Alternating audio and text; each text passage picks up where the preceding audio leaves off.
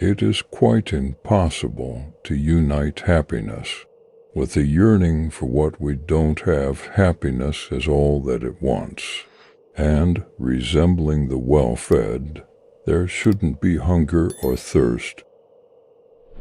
Epictetus Discourses 3.24. I'll be happy when I graduate, we tell ourselves.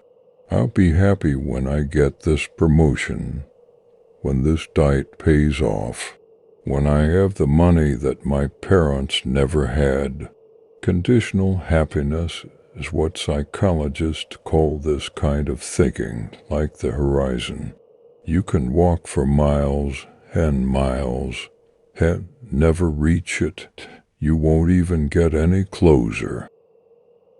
Eagerly anticipating some future event, passionately imagining something you desire, looking forward to some happy scenario. As pleasurable as these activities might seem, they ruin your chance at happiness here and now. Locate that yearning for more, better, someday, and see it for what it is, the enemy of your contentment. Choose it or your happiness, as Epictetus says the two are not compatible. Subscribe Stoic Doc for more this kind of content.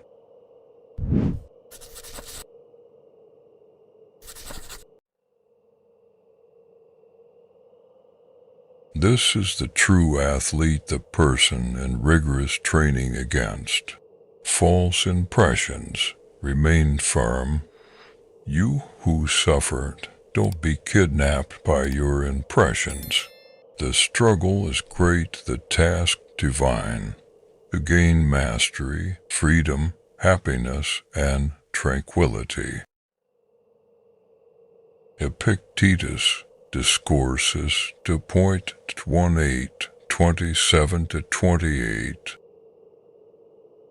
Epictetus also used the metaphor of a storm, saying that our impressions are not unlike extreme weather that can catch us and whirl us about. When we get worked up or passionate about an issue, we can relate. But let's think about the role of the weather in modern times. Today, we have forecasters and experts who can fairly accurately predict storm patterns today. We're defenseless against a hurricane only if we refuse to prepare or heed the warnings. If we don't have a plan, if we never learn how to put up the storm windows, we will be at the mercy of these external and internal elements. We're still puny human beings compared with 100-mile-per-hour winds. But we have the advantage of being able to prepare, being able to struggle against them in a new way. Subscribe Stoic Doc for more this kind of content.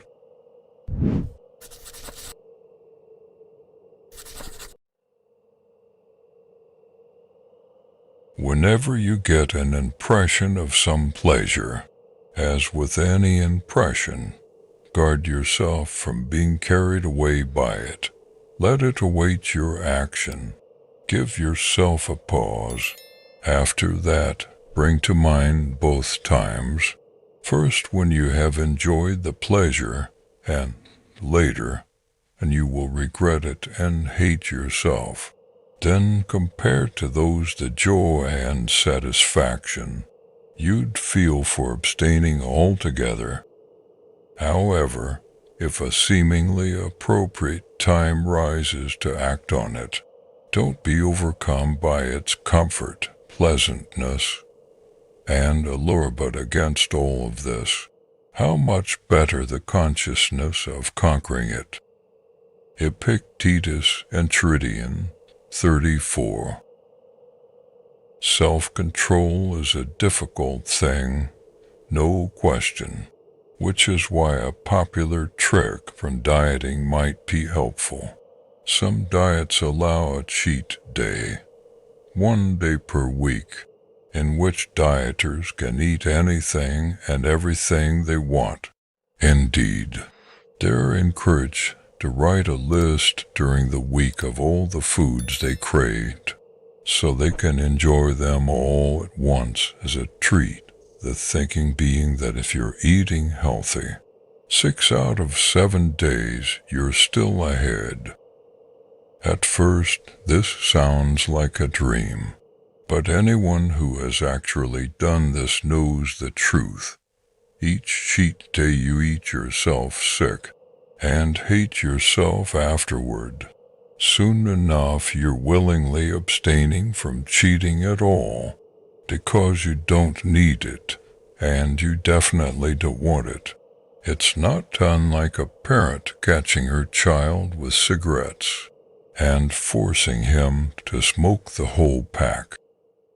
It's important to connect the so-called temptation with its actual effects once you understand that indulging might actually be worse than resisting. The urge begins to lose its appeal. In this way, self-control becomes the real pleasure, and the temptation becomes the regret. Subscribe Stoic Doc for more of this kind of content.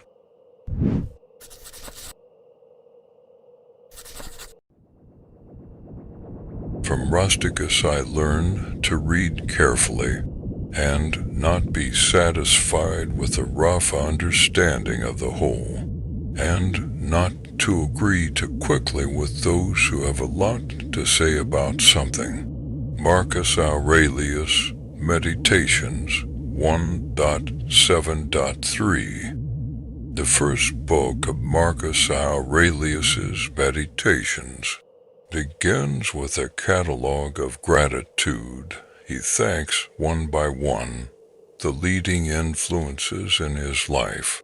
One of the people he thanks is Quintus Junius Rusticus, a teacher who developed in his student a love of deep clarity and understanding, a desire to not just stop at the surface when it comes to learning. It was also from Rusticus that Marcus was introduced to Epictetus. In fact, Rusticus loaned Marcus his personal copy of Epictetus's lectures. Marcus clearly wasn't satisfied with just getting the gist of these lectures and didn't simply accept them on his teacher's recommendation. Paul Johnson once joked that Edmund Wilson read books as though the author was on trial for his life. That's how Marcus read Epictetus, and when the lessons passed muster, he absorbed them. They became part of his DNA as a human being. He quoted them at length over the course of his life, finding real clarity and strength in words. Even amid the immense luxury and power he would come to possess. That's the kind of deep reading and study we need to cultivate as well, which is why we're reading just 1 page a day instead of a chapter at a time, so we can take the time to read attentively and deeply. Subscribe Stoic Doc for more of this kind of content.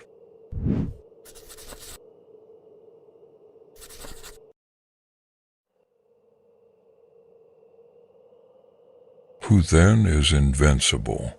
The one who cannot be upset by anything outside their reasoned choice. Epictetus, Discourses 1.18. Have you ever watched a seasoned pro handle the media? No question is too tough, no tone too pointed or insulting. They parry every blow with humor, pose, and patience. Even when stung or provoked, they choose not to flinch or react. They're able to do this not only because of training and experience, but because they understand that reacting emotionally will only make the situation worse. The media is waiting for them to slip up or get upset, so to successfully navigate press events they have internalized the importance of keeping themselves under calm control. It's unlikely you'll face a horde of probing reporters bombarding you with insensitive questions today, but it might be helpful whatever stresses or frustrations or overload that do come your way to picture that image and use it as your model for dealing with them. Our reason choice, our prohairesis, as the Stoics called it, is a kind of invincibility that we can cultivate. We can shrug off hostile attacks and breeze through pressure or problems, and, like our model, when we finish, we can point back into the crowd and say, "Next." Subscribe Stoic Doc for more of this kind of content.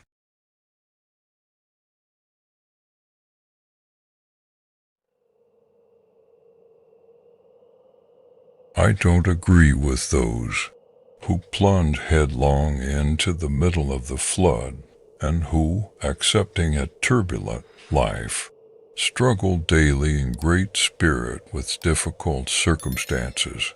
The wise person will endure that, but won't choose it, choosing to be at peace rather than at war.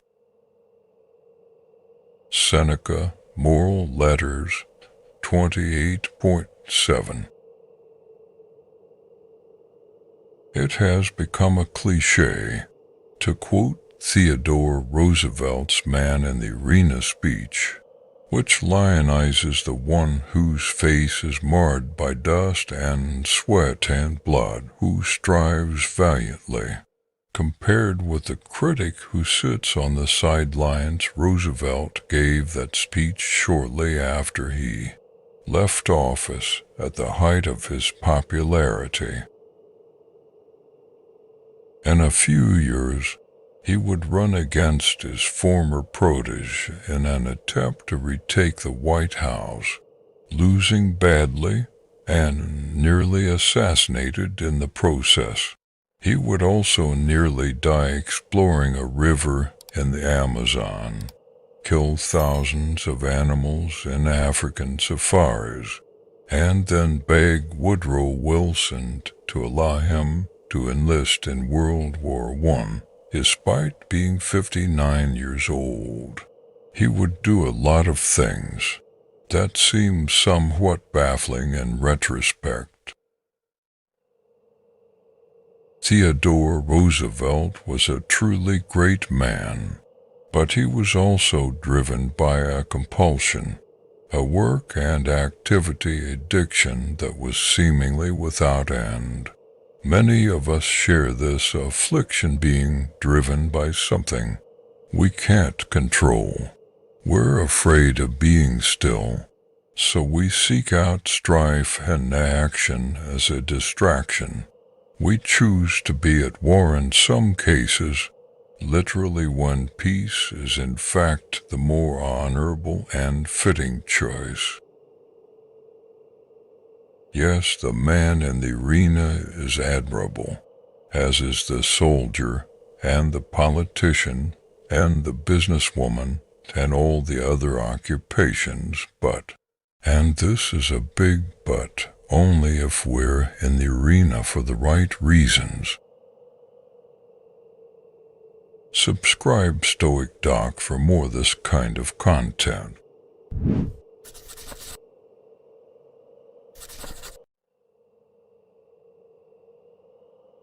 Remember to conduct yourself in life as if at a banquet.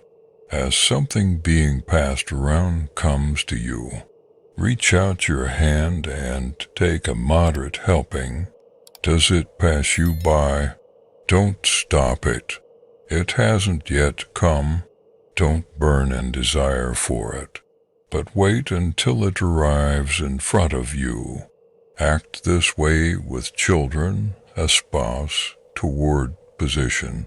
With wealth one day it will make you worthy of a banquet with the gods. Epictetus Enchiridion 1. The next time you see something you want, remember Epictetus's metaphor of life's banquet as you find yourself getting excited, ready to do anything and everything to get at the equivalent of reaching across the table and grabbing a dish out of someone's hands. Just remind yourself that's bad manners and unnecessary. Then wait patiently for your turn. This metaphor has other interpretations too. For instance, we might reflect that we're lucky to have been invited to such a wonderful feast, gratitude, or that we should take our time and savor the taste of what's on offer, enjoying the present moment. But that to stuff ourselves sick with food and drink serves no one. Least of all our health. Gluttony is a deadly sin, after all. That at the end of the meal, it's rude not to help the host clean up and do the dishes. Selflessness. And finally, that next time it's our turn to host and treat others just as we had been treated. Charity. Enjoy the meal.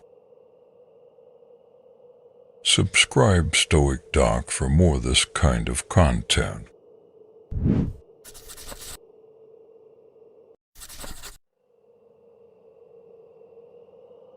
Frame your thoughts like this: you are an old person.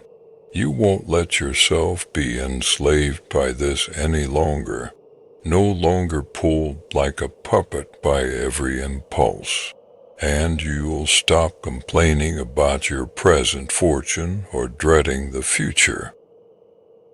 Marcus Aurelius, Meditations 2.2. We resent the person who comes in and tries to boss us around. Don't tell me how to dress, how to think, how to do my job, how to live. This is because we are independent, self-sufficient people, or at least that's what we tell ourselves. Yet if someone says something we disagree with, something inside us tells us we have to argue with them. If there's a plate of cookies in front of us, we have to eat them. If someone does something we dislike, we have to get mad about it. When something bad happens, we have to be sad, depressed, or worried. But if something good happens a few minutes later, all of a sudden we're happy, excited, and want more. We would never let another person jerk us around the way we let our impulses do. It's time we start seeing it that way, that we're not puppets that can be made to dance this way or that way. Just because we feel like it, we should be the ones in control, not our emotions, because we are independent, self-sufficient people. Subscribe Stoic Doc for this kind of content.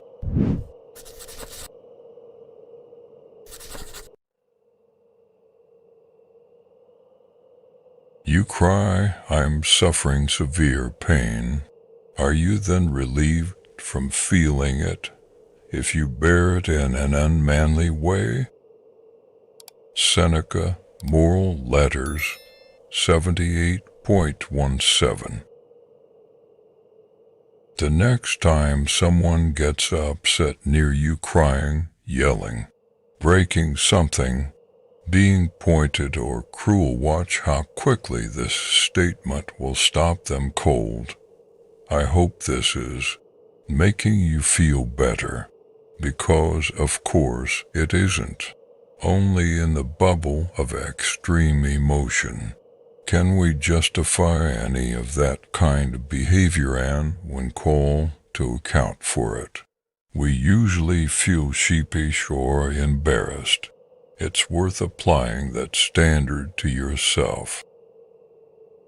The next time you find yourself in the middle of a freak-out, or moaning and groaning with flu-like symptoms, or crying tears of regret, just ask, is this actually making me feel better? Is this actually relieving any of the symptoms I wish were gone? Subscribe Stoic Doc for more of this kind of content.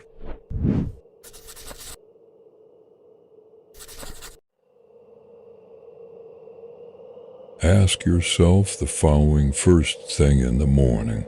What am I lacking in attaining freedom from passion? What for tranquility? What am I? A mere body, a state holder, or reputation? None of these things. What, then, a rational being? What then is demanded of me? Meditate on your actions. How did I steer away from serenity? What did I do that was unfriendly, unsocial, or uncaring? What did I fail to do in all these things? Epictetus discourses for point 6. Many successful people have a morning ritual. For some, it's meditation. For others, it's exercise. For many, it's journaling. Just a few pages where they write down their thoughts, fears, hopes. In these cases, the point is not so much the activity itself as it is the ritualized reflection. The idea is to take some time to look inward and examine. Taking that time is what Stoics advocated more than almost anything else. We don't know whether Marcus Aurelius wrote his meditations in the morning or at night, but we know he carved out moments of quiet alone time, and that he wrote for himself, not for anyone else. If you're looking for a place to start your own ritual, you could do worse than Marcus's example and Epictetus's checklist. Every day, starting today, ask yourself these same tough questions. Let philosophy and hard work guide you to better answers, one morning at a time over the course of a life. Subscribe Stoic Doc for more of this kind of content.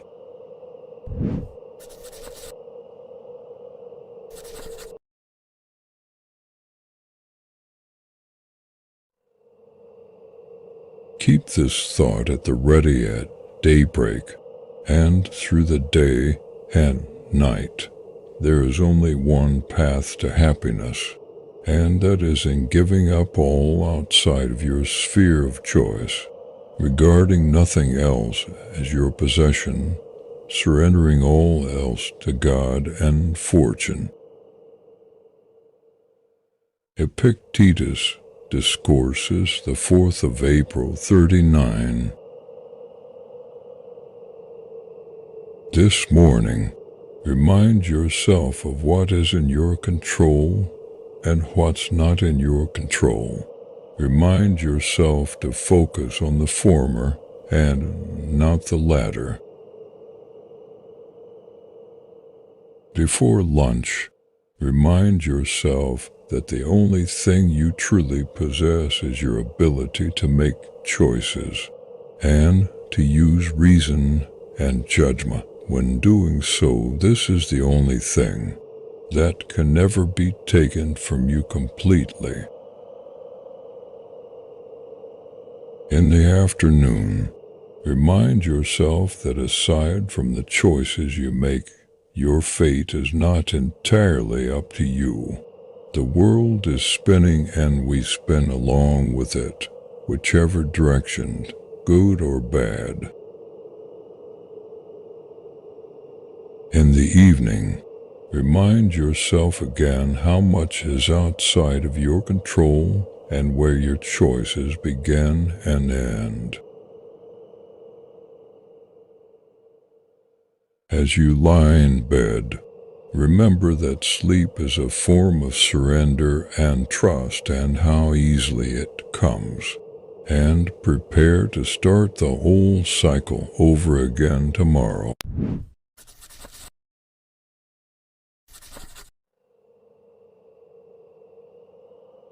If you wish to improve, be content to appear clueless or stupid in extraneous matters.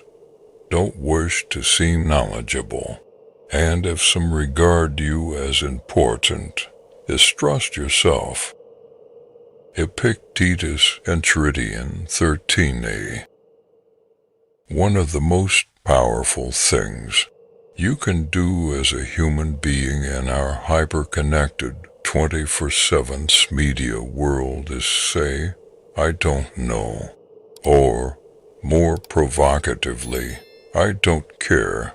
Most of society seems to have taken it as a commandment that one must know about every single current event, watch every episode of every critically acclaimed television series, follow the news religiously, and present themselves to others as an informed and worldly individual. But where is the evidence that this is actually necessary?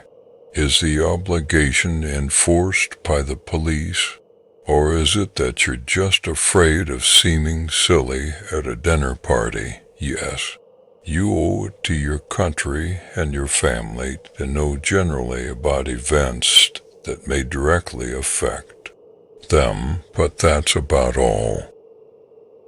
How much more time, energy, and pure brain power would you have available if you drastically cut your media consumption? How much more rested and present would you feel if you were no longer excited and outraged by every scandal, breaking story, and potential crisis, many of which never come to pass anyway? Subscribe Stoic Doc for this kind of content.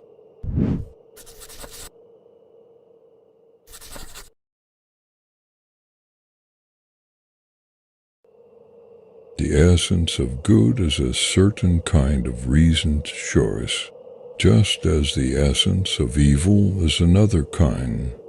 What about externals, then? They are only the raw material for our reasoned choice, which finds its own good or evil in working with them. How will it find the good? Not by marveling at the material. For, if judgments about the material are straight, that makes our choices good. But if those judgments are twisted, our choices turn bad. Epictetus Discourses 1.9. The Stoics seek steadiness, stability, and tranquility, traits most of us aspire to, but seem to experience only fleetingly. How do they accomplish this elusive goal? How does one embody eustatheia, the word Aryan used to describe this teaching of Epictetus? Well, it's not luck. It's not by eliminating outside influences or running away to quiet and solitude. Instead, it's about filtering the outside world through the straightener of our judgment. That's what our reason can do. It can take the crooked, confusing, and overwhelming nature of external events and make them orderly. However, if our judgments are crooked because we don't use reason, then everything that follows will be crooked, and we will lose our ability to steady ourselves in the chaos and rush of life. If you want to be steady, if you want clarity, proper judgment is the best way.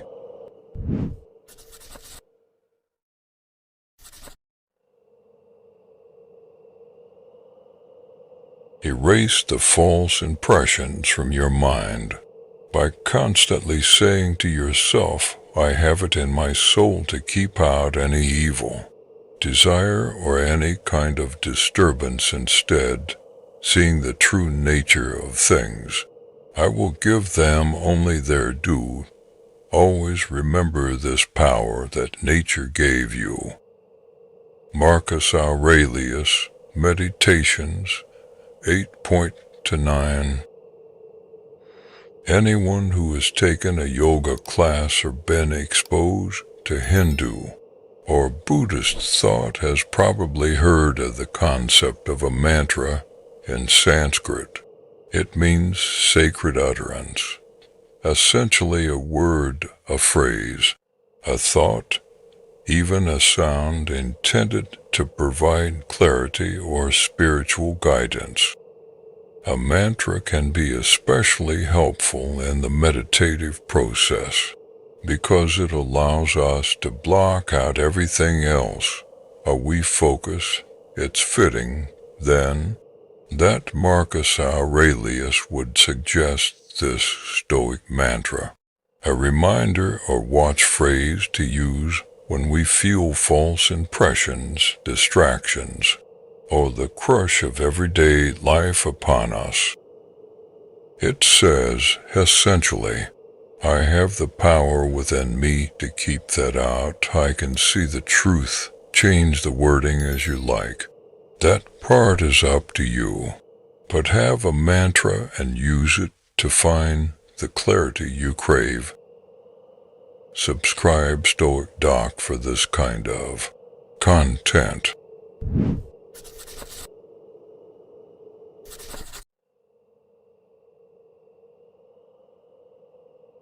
For to be wise is only one thing, to fix our attention on our intelligence, which guides all things everywhere. Heraclitus, quoted in Diogenes Laertius, Lives of the Eminent Philosophers 9.1. Why did I do that? You've probably asked yourself. We all have. How could I have been so stupid? What was I thinking you weren't? That's the problem. Within that head of yours is all the reason, and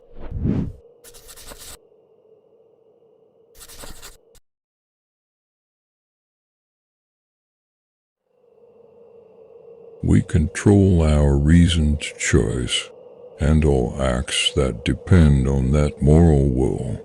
What's not under our control are the body and any of its parts, our possessions, parents, siblings, children, country, anything with which we might associate.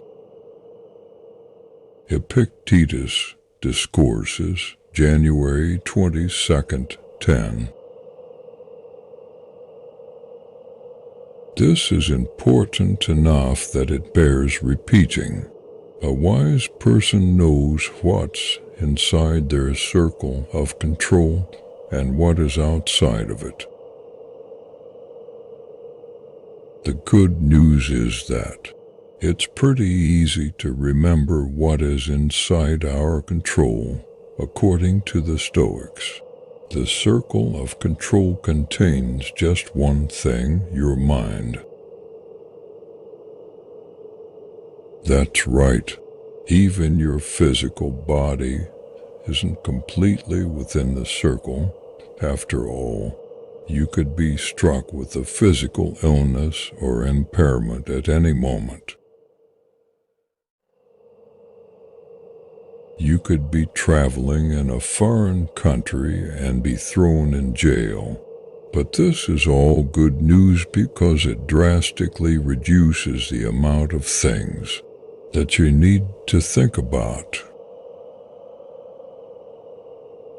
There is clarity and simplicity, while everyone else is running around with a list of responsibilities a mile long, things they're not actually responsible for. You've got just that one item list. You've got just one thing to manage: your choices, your will, your mind, so mind it.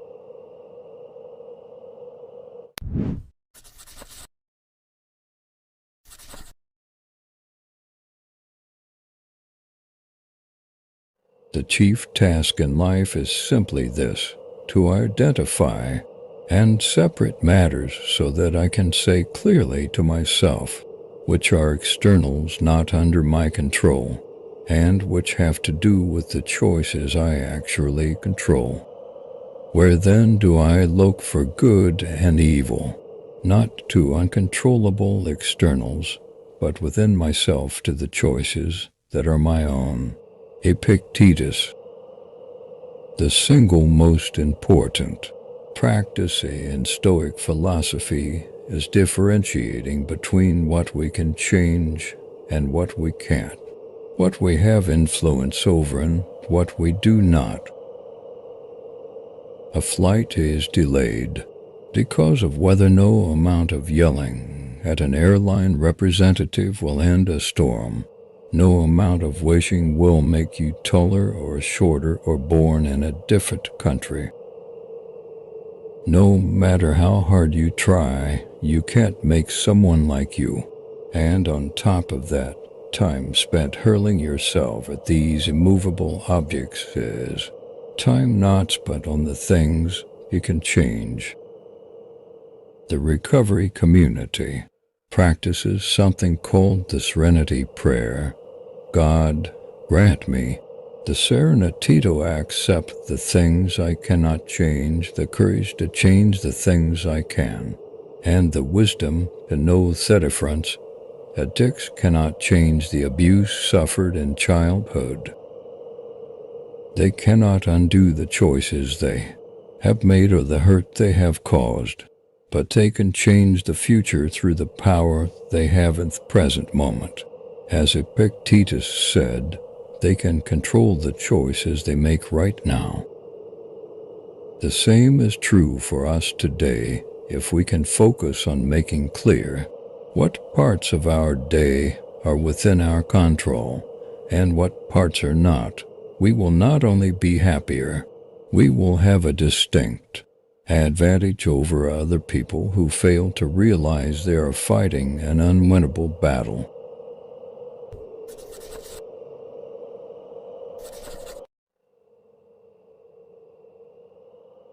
At every moment, keep a sturdy mind on the task at hand. As a Roman and human being, doing it with strict and simple dignity, affection, freedom, and justice, giving yourself a break from all other considerations. You can do this if you approach each task as if it is your last, giving up every distraction, emotional subversion of reason, and all drama, vanity, and complaint over your fair share. You can see how mastery over a few things makes it possible to live an abundant and devout life for. If you keep watch over these things, the gods won't ask for more. Marcus Aurelius, Meditations 2.5. Each day presents the chance to overthink things. What should I wear? Do they like me? Am I eating well enough? What's next for me in life? Is my boss happy with my work today? Let's focus just on what's in front of us. We'll follow the dictum that New England Patriots coach Bill Belichick gives his players. Do your job like a Roman, like a good soldier, like a master of our craft. We don't need to get lost in 1,000 other distractions or in other people's business. Marcus says to approach each task as if it were your last, because it very well could be, and even if it isn't, botching what's right in front of you doesn't help anything. Find clarity in the simplicity of doing your job today. Subscribe Stoic Doc for this kind of content.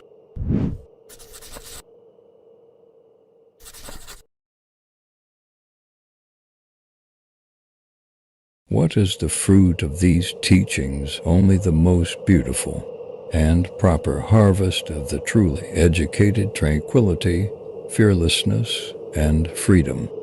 We should not trust the masses who say, only the free can be educated, but rather the lovers of wisdom who say that only the educated are free. Epictetus. Why did you pick up this book? Why pick up any book? Not to seem smarter, not to pass time on the plane, not to hear what you want to hear. There are plenty of easier choices than reading. No, you picked up this book because you are learning how to live, because you want to be freer, fearless, and achieve a state of peace. Education, reading, and meditating on the wisdom of great minds is not to be done for its own sake. It has a purpose. Remember that imperative on the days you start to feel distracted when watching television or having a snack. Seems like a better use of your time than reading or studying philosophy. Knowledge, self-knowledge in particular, is freedom.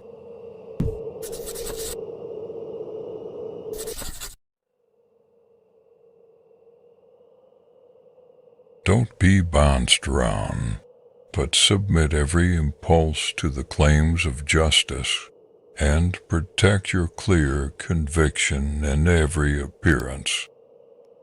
Marcus Aurelius, Meditations for Point to 2. Think of the manic people in your life, not the ones suffering from an unfortunate disorder, but the ones whose lives and choices are in disorder. Everything is soaring highs or crushing lows. The day is either amazing or awful. Aren't those people exhausting? Don't you wish they just had a filter through which they could test the good impulses versus the bad ones? There is such a filter: justice, reason, philosophy. If there's a central message of Stoic thought, it's this: impulses of all kinds are going to come, and your work is to control them. Like bringing a dog to heel. Put more simply, think before you act. Ask, who's in control here? What principles are guiding me? Subscribe Stoic Doc for more this kind of content.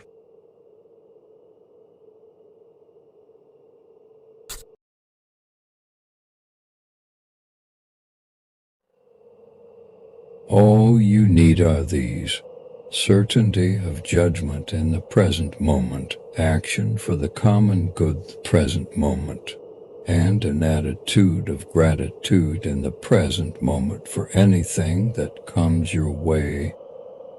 Marcus Aurelius, Meditations 9.6. Perception, action, will. Those are the three overlapping but critical disciplines of Stoicism, as well as the organization of this book and year-long journey you've just begun. There's more to the philosophy, certainly, and we could spend all day talking about the unique beliefs of the various Stoics. This is what Heraclitus thought. Zeno is from Citium, a city in Cyprus, and he believed. But would such facts really help you day to day? What clarity does trivia provide instead? The following little reminder sums up the three most essential parts of Stoic philosophy, worth carrying with you every day into every decision. Control your perceptions, direct your actions properly, willingly accept what's outside your control. That's all we need to do.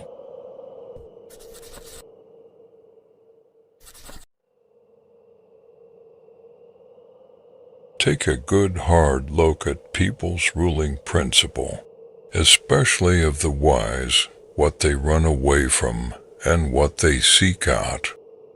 Marcus Aurelius, Meditations, for .38. Seneca has said, without a ruler to do it against, you can't make crooked straight. That is the role of wise people in our lives, to serve as model and inspiration, to bounce our ideas off and test our presumptions. Who that person will be for you is up to you. Perhaps it's your father or your mother, maybe it's a philosopher or a writer or a thinker. Perhaps WWJD, what would Jesus do, is the right model for you, but pick someone, watch what they do and what they don't do, and do your best to do the same. Subscribe Stoic Doc for this kind of content.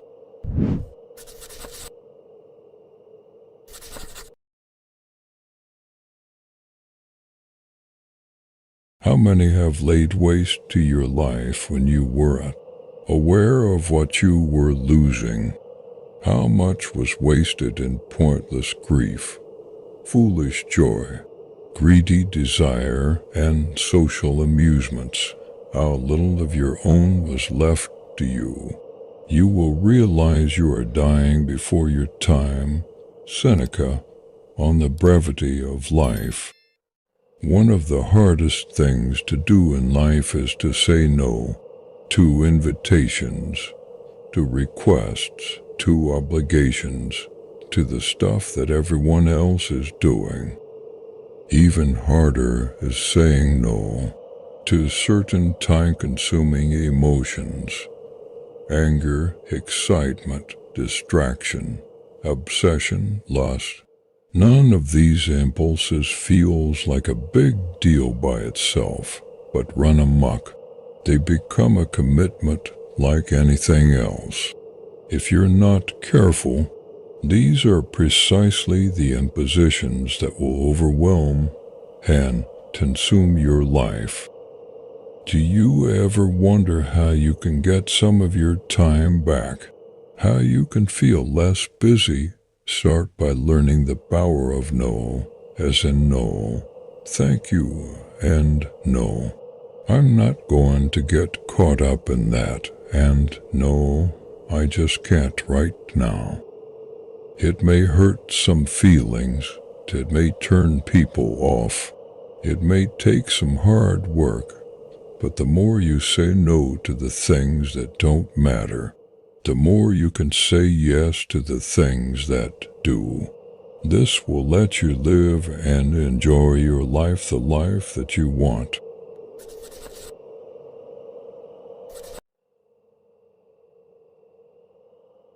There is no more stupefying thing than anger.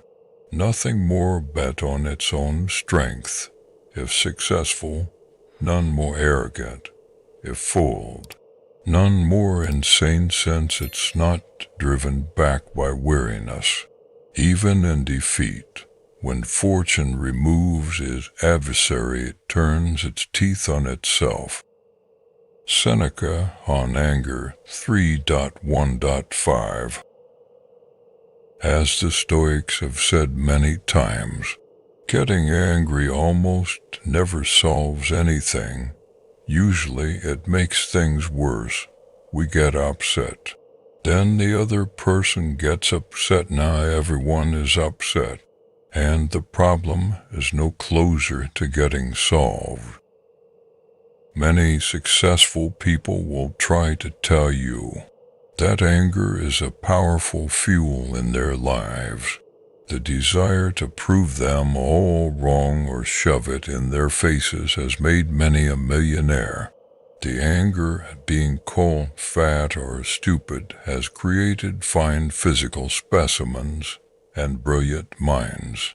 The anger at being rejected has motivated many to carve their own path.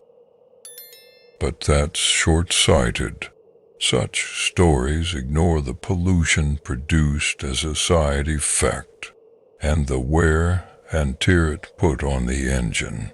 It ignores what happens when that initial anger runs out, and how now more and more must be generated to keep the machine going until, eventually, the only source left is anger at oneself. Hate is too great a burden to bear, Martin Luther King Jr. warned his fellow civil rights leaders in 1967. Even though they had every reason to respond to hate with hate. The same is true for anger. In fact, it's true for most extreme emotions. They are toxic fuel. There's plenty of it out in the world. No question, but never worth the costs that come along with it.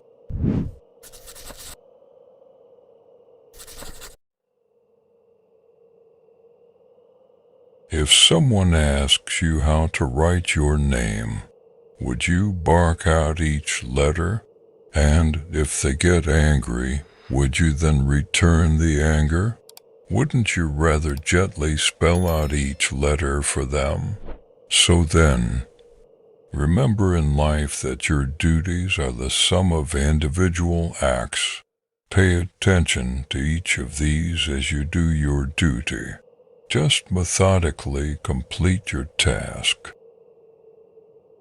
Marcus Aurelius, Meditations 6.26. Here's a common scenario. You're working with a frustrating coworker or a difficult boss. They ask you to do something, and because you dislike the messenger, you immediately object. There is this problem or that one, or their request is obnoxious and rude. So you tell them, "No, I'm not going to do it." Then they retaliate by not doing something that you had previously asked of them, and so the conflict escalates. Meanwhile, if you could step back and see it objectively, you'd probably see that not everything they're asking for is unreasonable. In fact, some of it is pretty easy to do, or is, at least, agreeable, and if you did it, it might make the rest of the tasks a bit more tolerable, too.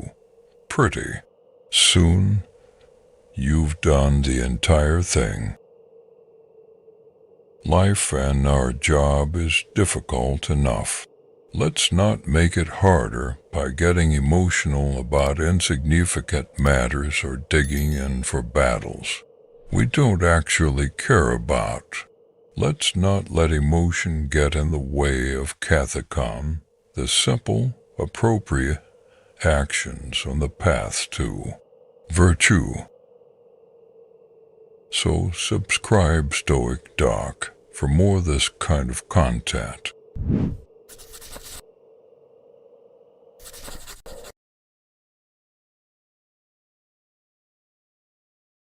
Let all your efforts be directed to something.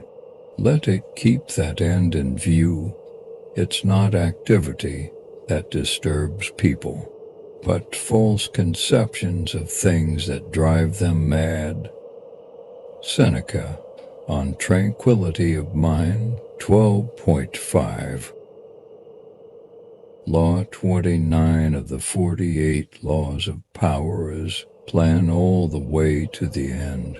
Robert Greene writes, by planning to the end, you will not be overwhelmed by circumstances, and you will know when to stop.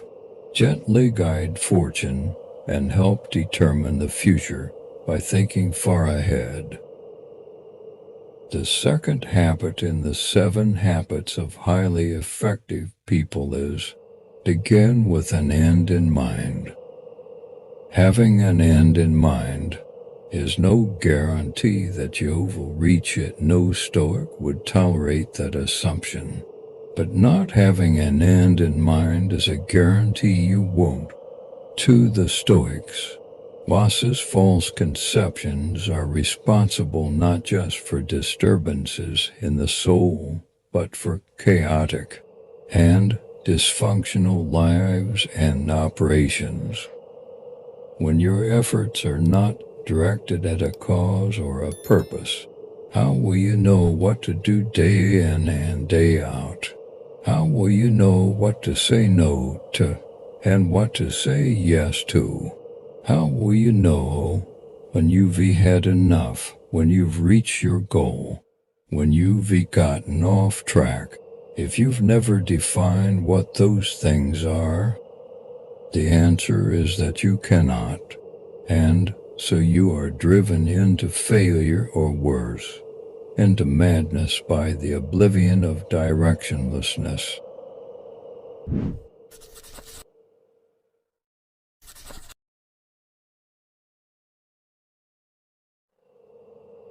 A person who doesn't know what the universe is, doesn't know where they are. A person who doesn't know their purpose in life, doesn't know who they are or what the universe is.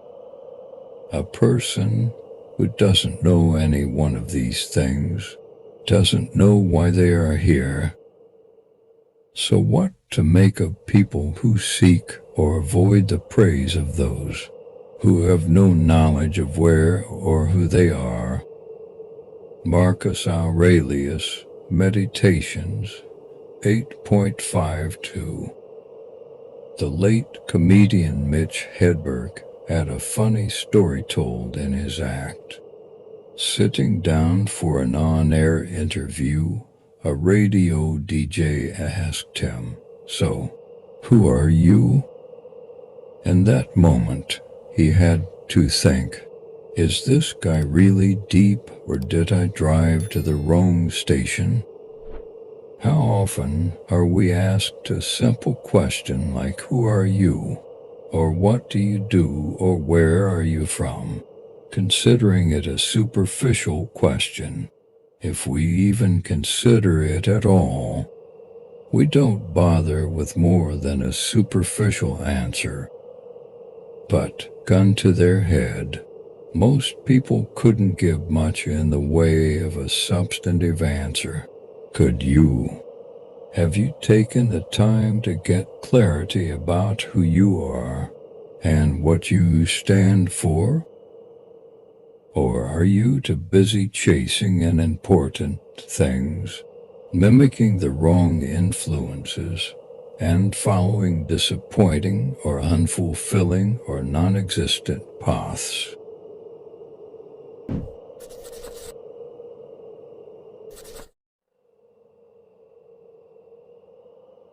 There are 3 areas in which the person who would be wise and good must be trained. The first has to do with desires and aversions, that a person may never miss the mark in desires or fall into what repels them.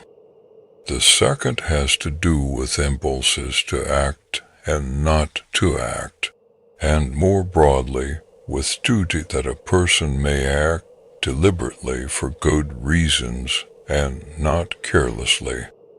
The third has to do with freedom from deception and composure, and the whole area of judgment. The assent our mind gives to its perceptions of these areas. The chief and most urgent is the first, which has to do with the passions, for strong emotions arise only when we fail in our desires and aversions. Epictetus Discourses 3.2. Today, let's focus on the three areas of training that Epictetus laid out for us. First, we must consider what we should desire and what we should be averse to. Why? So that we want what is good and avoid what is bad. It's not enough to just listen to your body because our attractions often lead us astray.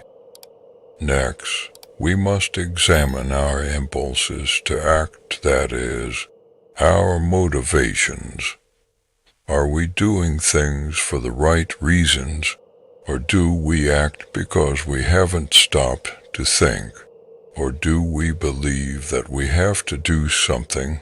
Finally, there is our judgment, our ability to see things clearly and properly comes when we use our great gift from nature, reason. These are three distinct areas of training, but in practice they are inextricably intertwined. Our judgment affects what we desire. Our desires affect how we act, just as our judgment determines how we act. But we can't just expect this to happen. We must put real thought and energy into each area of our lives. If we do, we'll find real clarity and success. Subscribe Stoic Doc for more of this kind of content.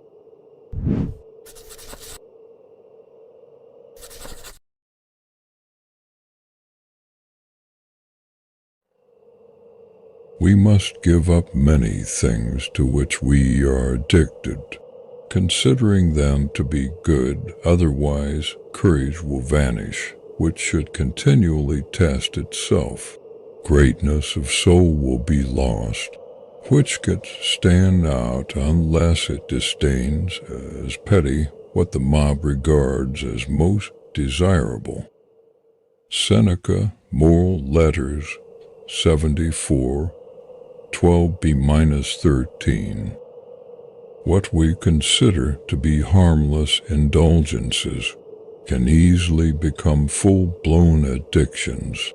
We start with coffee in the morning, and soon enough we can't start the day without it. We check our email because it's part of our job, and soon enough we feel the phantom buzz of the phone in our pocket every few seconds. Soon enough, these harmless habits are running our lives, the little compulsions and drives.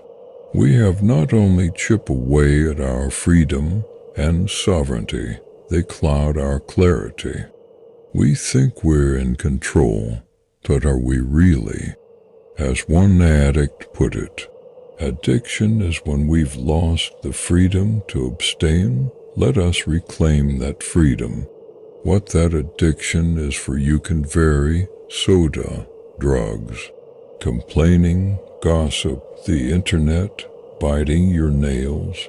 But you must reclaim the ability to abstain because within it is your clarity and self-control.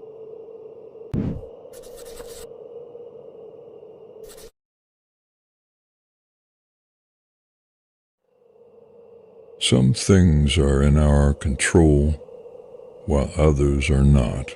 We control our opinion, choice, desire, aversion, and, in a word, everything of our own doing.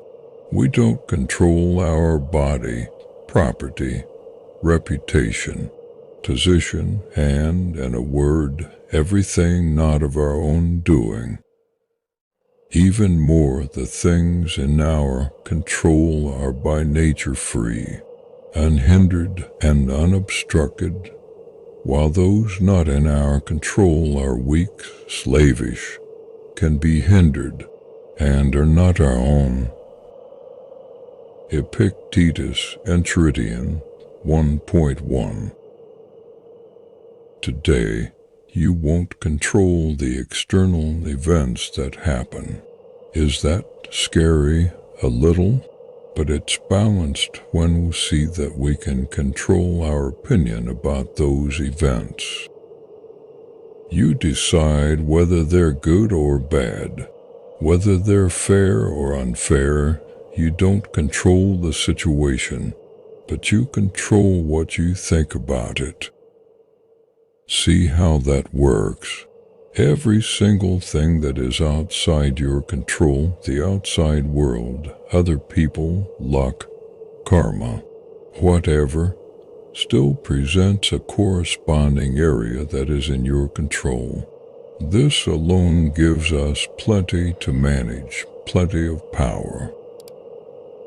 Test of all, an honest understanding of what is within our control provides real clarity about the world. All we have is our own mind. Remember that today, when you try to extend your reach outward, that it's much better and more appropriately directed inward.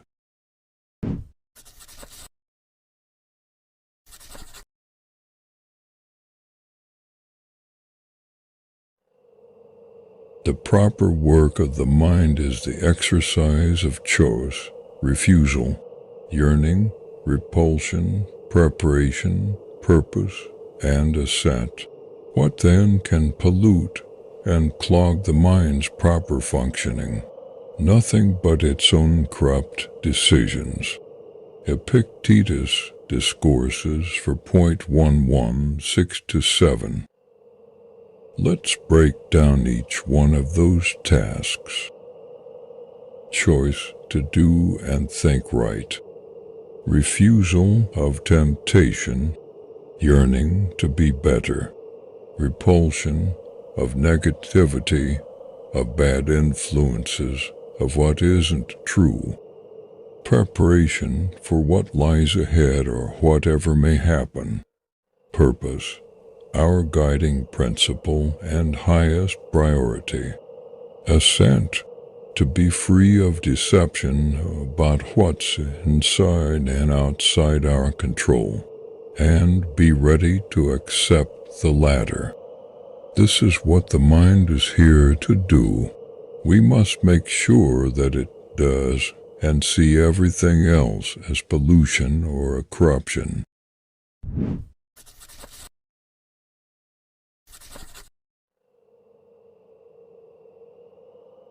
What's left to be prized, this I think, to limit our action or inaction to only what's in keeping with the needs of our own preparation. It's what the exertions of education and teaching are all about. Here is the thing to be prized. If you hold this firmly, you'll stop trying to get yourself all the other things. If you don't, you won't be free, self-sufficient, or liberated from passion, but necessarily full of envy, jealousy, and suspicion for any who have the power to take them.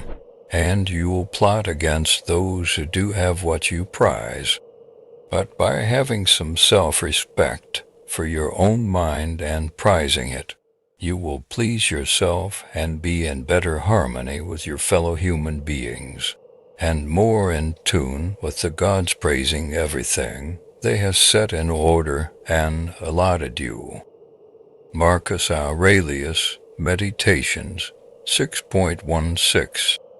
Warren Buffett, whose net worth is approximately $65 billion, lives in the same house he bought in 1958 for $31,500. John Urschel, a lineman for the Baltimore Ravens, makes billions but manages to live on $25,000 a year. San Antonio Spurs star Kawhi Leonard gets around in the 1997 Chevy Tahoe he's had since he was a teenager, even with a contract worth some $94 million. Why? It's not because these men are cheap.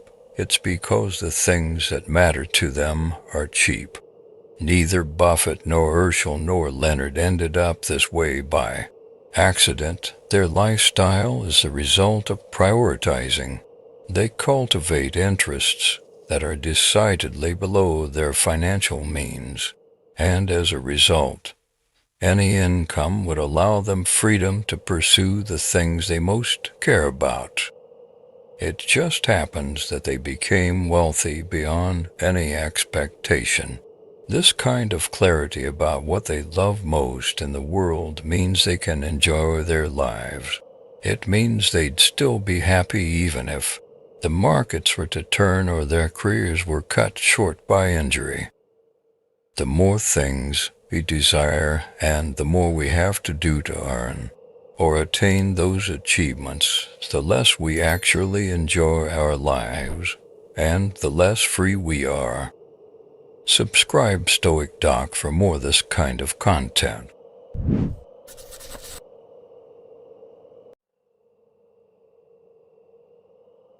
Our soul is sometimes a king and sometimes a tyrant, a king.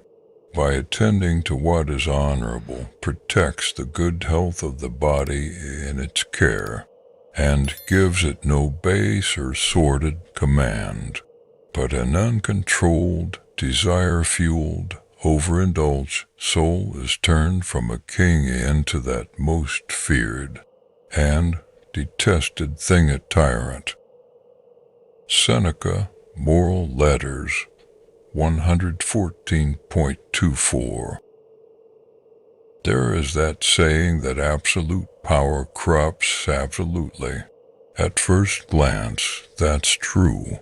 Seneca's pupil Nero and his litany of crimes and murders is a perfect example.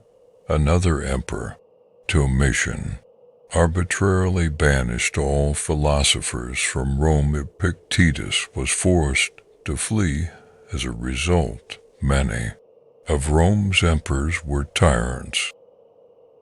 Yet, not many years later, Epictetus would become a close friend of another emperor, Hadrian, who would help Marcus Aurelius to the throne. One of the truest examples of a wise philosopher king. So it's not so clear that power always corrupts. In fact, it looks like it comes down, in many ways, to the inner strength and self-awareness of individuals, what they value, what desires they keep in check, whether their understanding of fairness and justice can counteract the temptations of unlimited wealth and deference. The same is true for you, both personally and professionally. Tyrant or king, hero or Nero, which will you be? Subscribe Stoic Doc for more of this kind of content.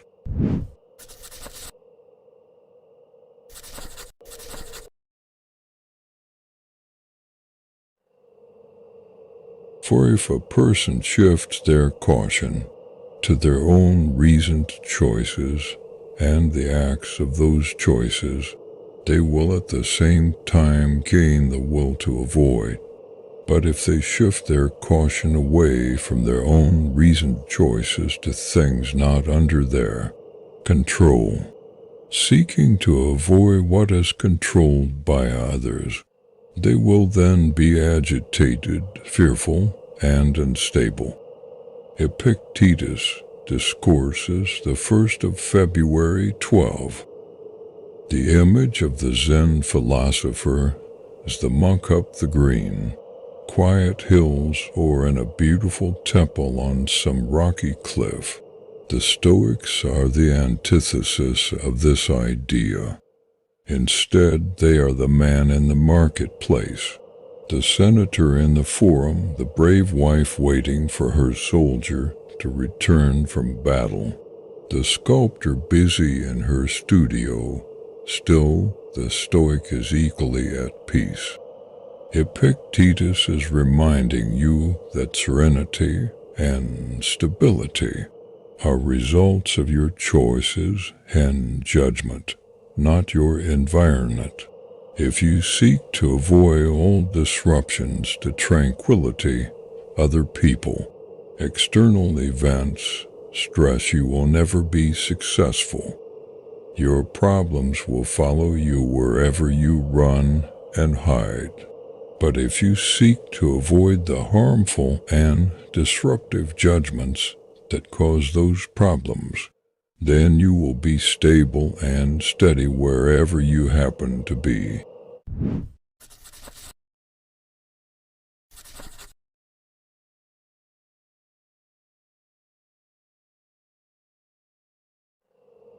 Understand at last that you have something in you more powerful and divine than what causes the bodily passions and pulls you like a mere puppet.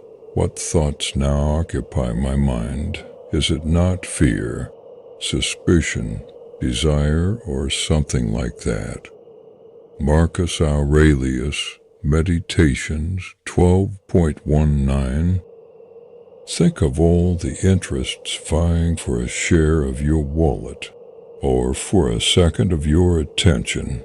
Food scientists are engineering products to exploit your taste buds. Silicon Valley engineers are designing applications as addictive as gambling. The media is manufacturing stories to provoke outrage and anger.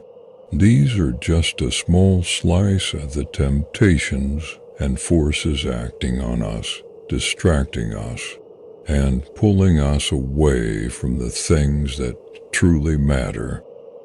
Marcus, thankfully, was not exposed to these extreme parts of our modern culture, but he knew plenty of distracting sinkholes too: gossip, the endless call of work, as well as fear, suspicion, lust. Every human being is pulled by these internal and external forces that are increasingly more powerful and harder to resist. Philosophy is simply asking us to pay careful attention and to strive to be more than a pawn. As Viktor Franklin puts it in The Will to Meaning, man is pushed by drives but pulled by values. These values and inner awareness prevent us from being puppets. Sure, paying attention requires work and awareness, but isn't that better than being jerked about on a string?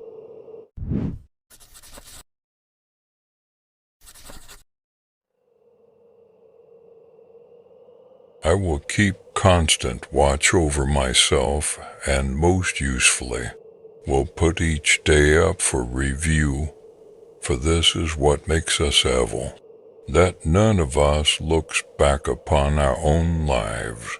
We reflect upon only that which we are about to do, and yet our plans for the future descend from the past. Seneca, Moral Letters, 83.2. In a letter to his older brother Novatus, Seneca describes a beneficial exercise he borrowed from another prominent philosopher. At the end of each day, he would ask himself variations of the following questions: what bad habit did I curb today? How am I better? Were my actions just? How can I improve? At the beginning or end of each day, the Stoic sits down with his journal and reviews what he did, what he thought, what could be improved. It's for this reason that Marcus Aurelius's Meditations is a somewhat inscrutable book. It was for personal clarity, 10, not public benefit. Writing down Stoic exercises was and is also a form of practicing them, just as repeating a prayer or hymn might be. Keep your own journal, whether it's saved on a computer or in a little notebook. Take time to consciously recall the events of the previous day. Be unflinching in your assessments. Notice what contributed to your happiness and what detracted from it. Write down what you'd like to work on or quotes that you like. By making the effort to record such thoughts, you're less likely to forget them. An added bonus, you'll have a running tally to track your progress too. Subscribe Stoic Doc for this kind of content.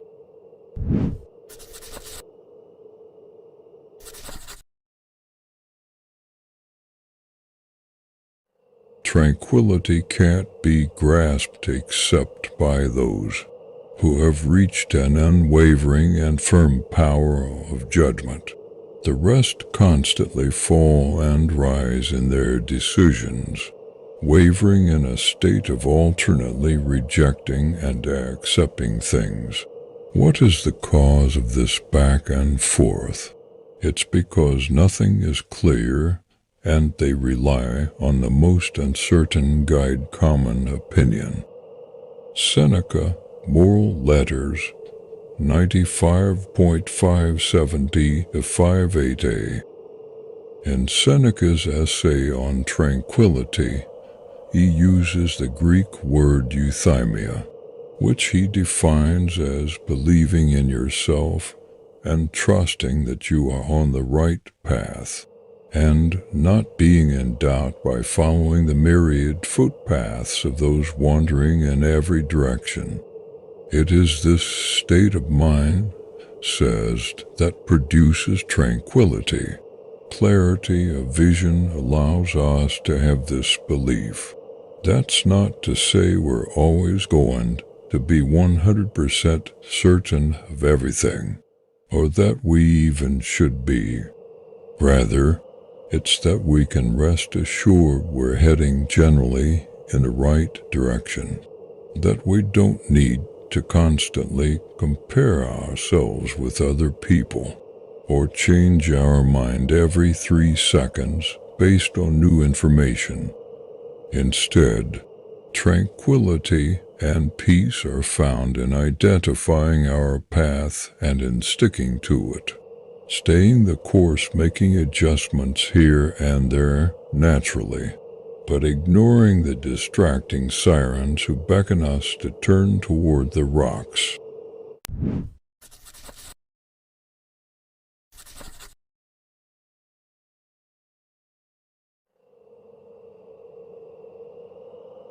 So in the majority of other things, we address circumstances not in accordance with the right assumptions, but mostly by following wretched habit.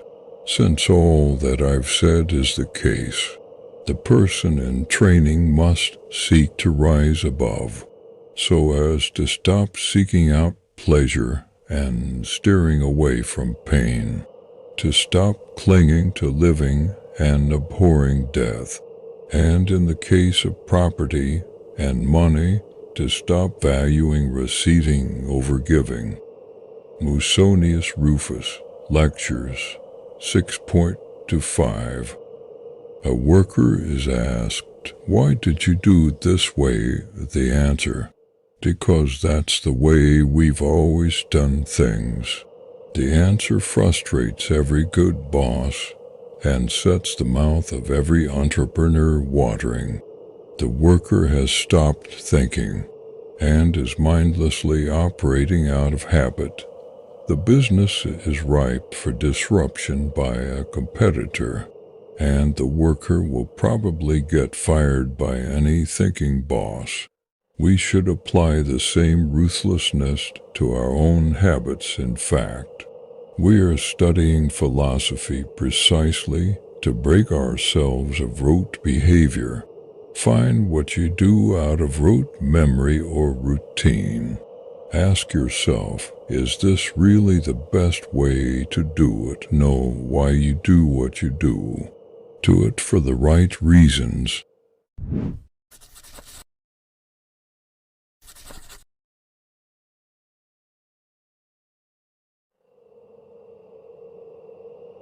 I am your teacher, and you are learning in my school.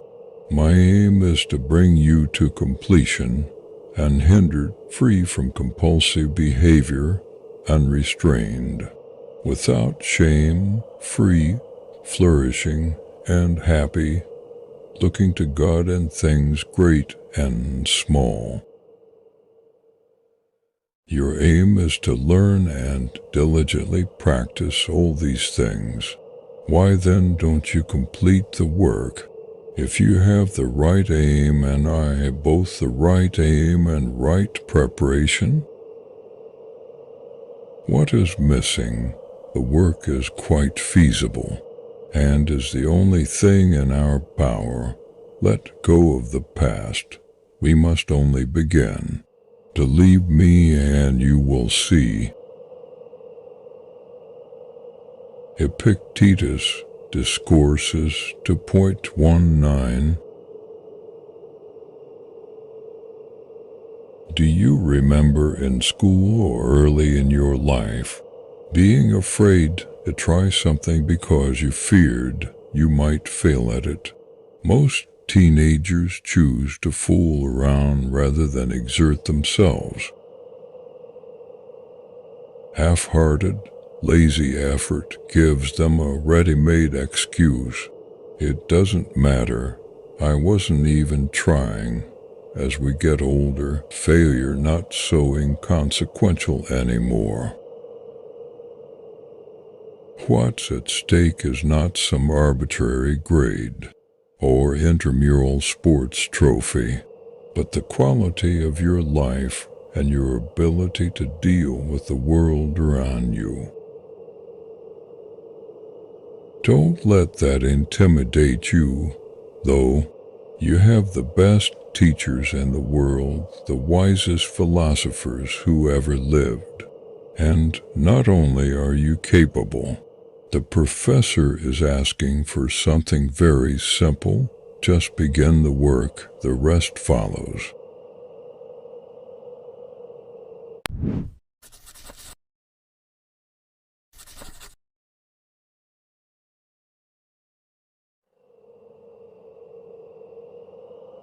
Pass through this brief patch of time in harmony with nature, and come to your final resting place gracefully, just as a ripened olive might drop, praising the earth that nourished it and grateful to the tree that gave it growth.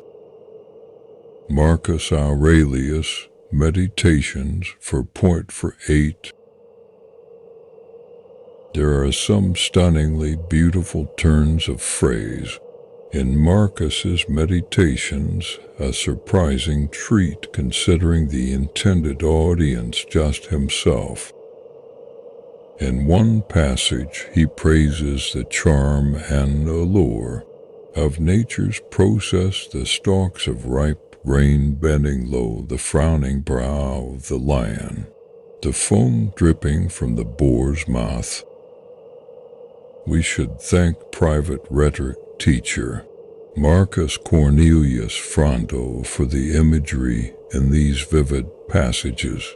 Fronto, widely considered to be Rome's best orator besides Cicero, was chosen by Marcus's adopted father to teach Marcus to think and write and speak. More than just pretty phrases, they gave him and Nas a powerful perspective on ordinary or seemingly unbeautiful events. It takes an artist's eye to see that the end of life is not unlike a ripe, fruit falling from its tree.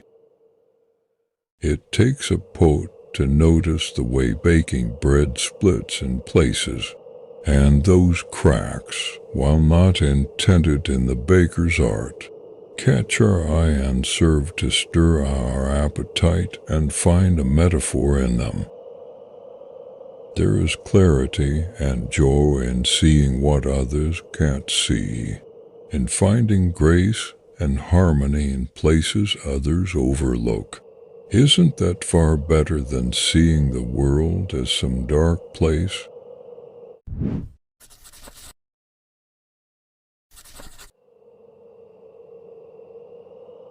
A podium and a prison is each a place, one high and the other low, but in either place your freedom of choice can be maintained if you so wish.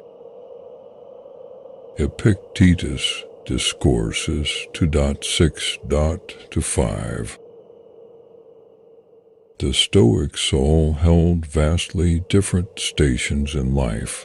Some were rich, some were born at the bottom of Rome's rigid hierarchy, some had it easy, and others had it unimaginably hard.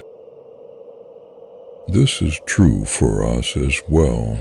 We all come to philosophy from different backgrounds, and even within our own lives, we experience spots of good fortune and bad fortune. But in all circumstances, adversity or advantage, we really have just one thing we need to do: focus on what is in our control as opposed to what is not. Right now we might be laid low with struggles, whereas just a few years ago we might have lived high the hog, and in just a few days we might be doing so well that success is actually a burden. One thing will stay constant: our freedom of choice, both in the big picture and small picture.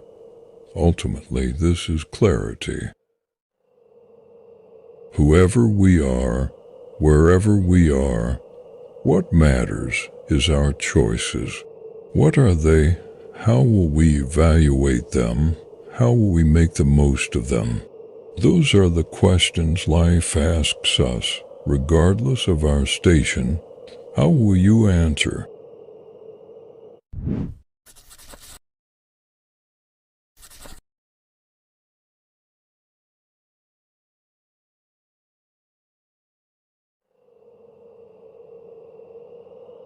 Your principles can't be extinguished unless you snuff out the thoughts that feed them, for it's continually in your power to reignite new ones. It's possible to start living again, see things as new as you once did. That is how to restart life. Marcus Aurelius, Meditations 7.2. Have you had a bad couple of weeks? Have you been drifting away from the principles and beliefs that you hold dear? It's perfectly fine. It happens to all of us, in fact. It probably happened to Marcus. That may be why he scribbled this note to himself. Perhaps he'd been dealing with difficult senators, or having difficulties with his troubled son. Perhaps in these scenarios he lost his temper, became depressed, or stopped checking in with himself. Who wouldn't?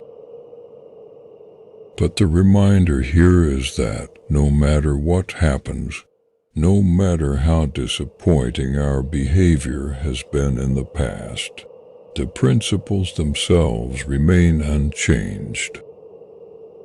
We can return and embrace them at any moment.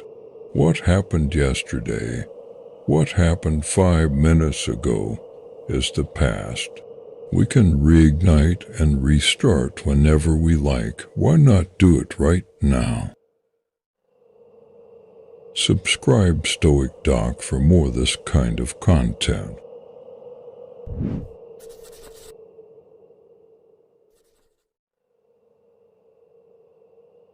Let's pass over to the really rich.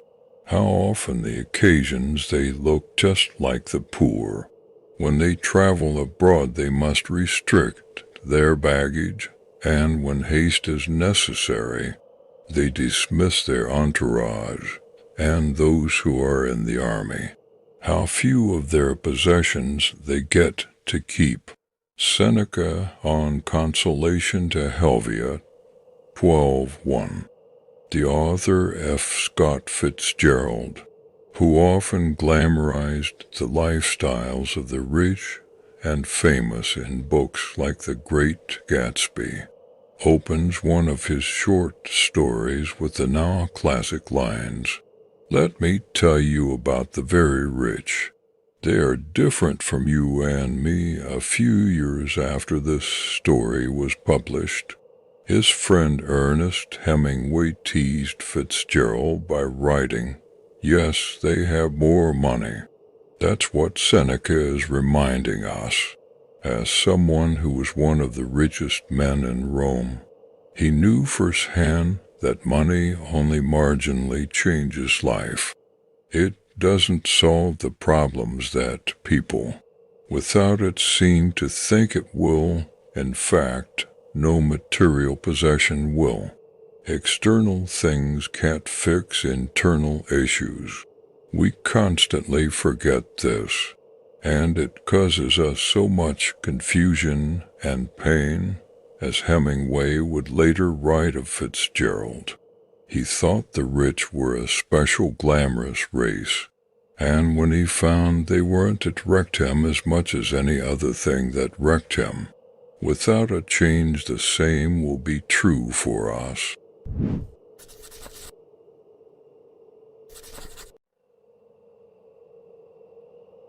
I will keep constant watch over myself, and most usefully, will put each day up for review, for this is what makes us evil, that none of us looks back upon our own lives. We reflect upon only that which we are about to do, and yet our plans for the future descend from the past. Seneca, Moral Letters, 83.2. In a letter to his older brother Novatus, Seneca describes a beneficial exercise he borrowed from another prominent philosopher. At the end of each day, he would ask himself variations of the following questions: what bad habit did I curb today? How am I better? Were my actions just? How can I improve? At the beginning or end of each day, the Stoic sits down with his journal and reviews what he did, what he thought, what could be improved. It's for this reason that Marcus Aurelius's Meditations is a somewhat inscrutable book. It was for personal clarity, not public benefit. Writing down Stoic exercises was and is also a form of practicing them, just as repeating a prayer or hymn might be. Keep your own journal, whether it's saved on a computer or in a little notebook. Take time to consciously recall the events of the previous day.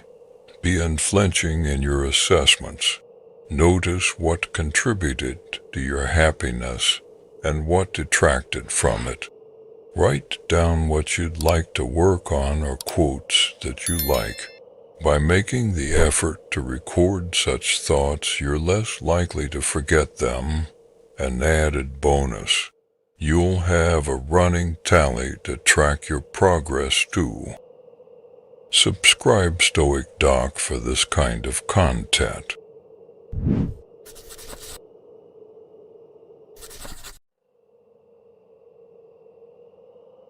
Don't return to philosophy as a taskmaster, but as patients seek out relief in a treatment of sore eyes or a dressing for a burn, or from an ointment. Regarding it this way, you'll obey reason without putting it on display and rest easy in its care. Marcus Aurelius, Meditations 5.9. The busier we get, the more we work and learn and read.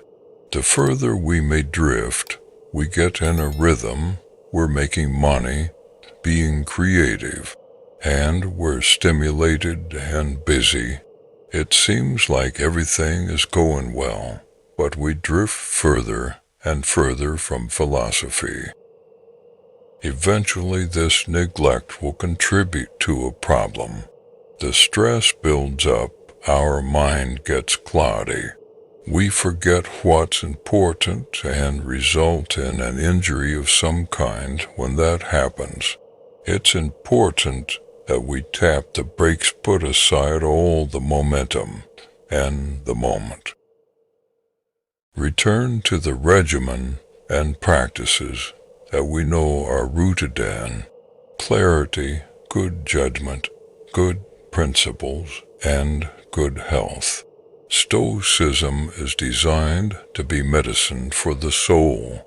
It relieves us of the vulnerabilities of modern life. It restores us with the vigor we need to thrive in life. Check in with it today and let it do its healing.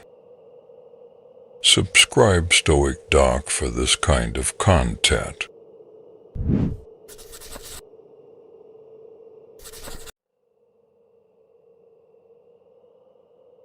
Keep constant guard over your perceptions, for it is no small thing you are protecting, but your respect, trustworthiness, and steadiness, peace of mind, freedom from pain and fear. In a word, your freedom. For what would you sell these things? Epictetus discourses for .3.6b. The dysfunctional job that stresses you out, a contentious relationship, life in the spotlight, Stoicism, because it helps us manage and think through our emotional reactions, can make these kinds of situations easier to bear. It can help you manage and mitigate the triggers that seem to be so constantly tripped. But here's a question. Why are you subjecting yourself to this? Is this really the environment you were made for? To be provoked by nasty emails and an endless parade of workplace problems? Our adrenal glands can handle only so much before they become exhausted. Shouldn't you preserve them for life and death situations? So yes, use Stoicism to manage these difficulties. But don't forget to ask, is this really the life I want? Every time you get upset, a little bit of life leaves the body. Are these really the things on which you want to spend that priceless resource? Don't be afraid to make a change, a big one. Subscribe Stoic Doc for more this kind of content.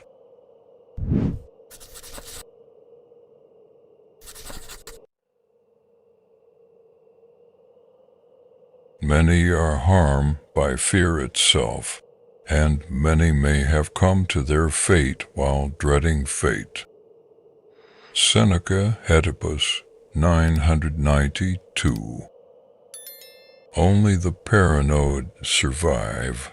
Andy Grove, a former CEO of Intel, famously said, "It might be true, but we also know that the paranoid often destroy themselves quicker and more spectacularly than any enemy. Seneca, with his access and insight into the most powerful elite in Rome, would have seen this dynamic play out quite vividly. Nero, the student whose excesses Seneca tried to curb, killed not only his own mother and wife, but eventually turned on Seneca, his mentor, too. The combination of power, fear, and mania can be deadly. The leader, convinced that he might be betrayed, acts first and betrays others first. Afraid that he's not well liked, he works so hard to get others to like him that it has the opposite effect. Convinced of mismanagement, he micromanages and becomes the source of the mismanagement. And on the things we fear or dread, we blindly inflict on ourselves. The next time you are afraid of some supposedly disastrous outcome, remember that if you don't control your impulses, if you lose your self-control, you may be the very source of the disaster you so fear. It has happened to smarter and more powerful and more successful people. It can happen to us too. Subscribe Stoic Doc for more of this kind of content.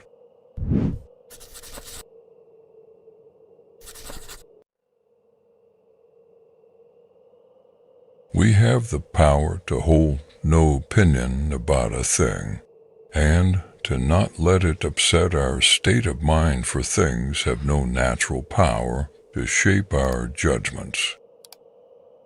Marcus Aurelius, Meditations 6.52. Here's a funny exercise.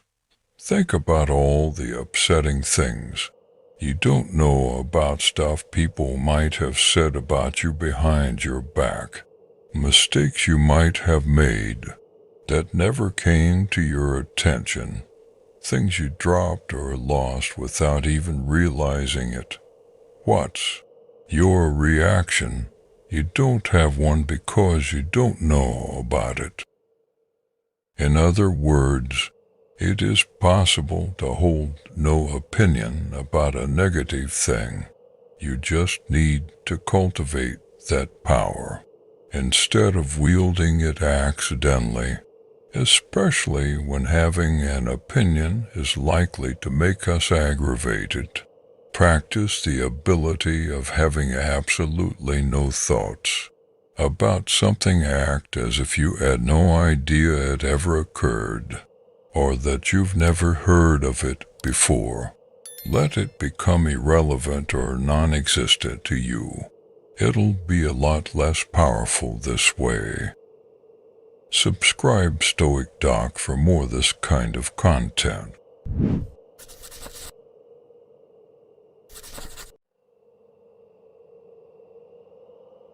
Keep this thought handy when you feel a fit of rage coming on. It isn't manly to be enraged. Rather, gentleness and civility are more human, and therefore manlier.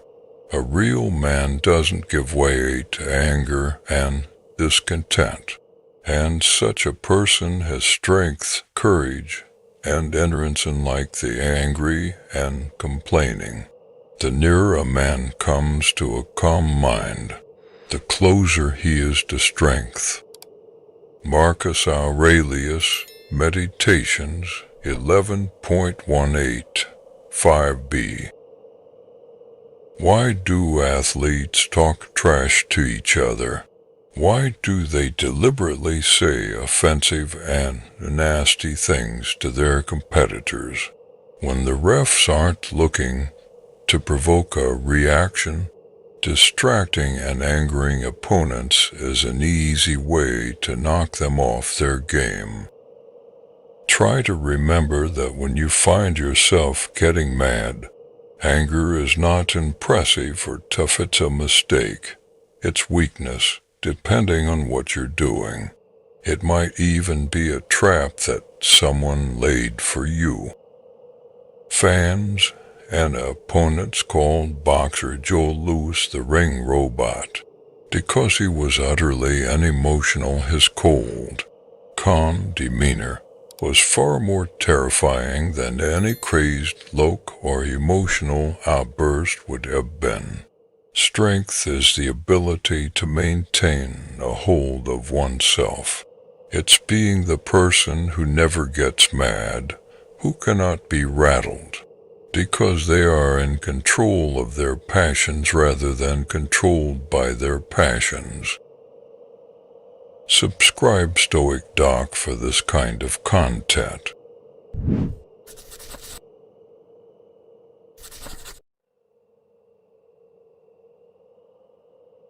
When I see an anxious person, I ask myself, what do they want? For if a person wasn't wanting something outside of their own control, why would they be stricken by anxiety? Epictetus Discourses 2.13.1. The anxious father, worried about his children, what does he want? A world that is always safe. A frenzied traveler, what does she want? For the weather to hold and for traffic to pass so she can make her flight. A nervous investor, that the market will turn around and an investment will pay off. All of these scenarios hold the same thing in common. As Epictetus says, it's wanting something outside our control, getting worked up, getting excited, nervously pacing. These intense pain and anxious moments show us at our most futile and servile. Staring at the clock, at the ticker, at the next checkout lane over, at the skies, as if we all belong to a religious cult that believes the gods of fate will only give us what we want if we sacrifice our peace of mind. Today, when you find yourself getting anxious, ask yourself, why are my insides twisted into knots? Am I in control here, or is my anxiety? And most important, is my anxiety doing me any good? Subscribe Stoic Doc for this kind of content.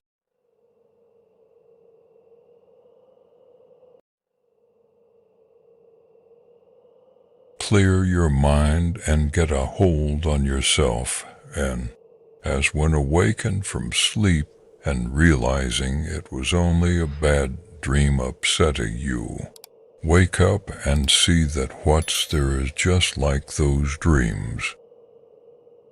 Marcus Aurelius, Meditations 6.31. The author Raymond Chandler was describing most of us when he wrote in a letter to his publisher, "I never looked back, although I had many uneasy periods looking forward." Thomas Jefferson once joked in a letter to John Adams, "How much pain have cost us the evils which have never happened." And Seneca would put it best, "There is nothing so certain in our fears that's not yet more certain in the fact that most of what we dread comes to nothing." Many of the things that upset us, the Stoics believed, are a product of the imagination, not reality. Like dreams, they are vivid and realistic at the time, thought preposterous once we come out of it. In a dream, we never stop to think and say, "Does this make any sense?" No, we go along with it. The same goes with our flights of anger or fear, or other extreme emotions. Getting upset is like continuing the dream while you're awake. The thing that provoked you wasn't real, but your reaction was, and so from the fake comes real consequences, which is why you need to wake up right now instead of creating a nightmare. Subscribe Stoic Doc for more this kind of content.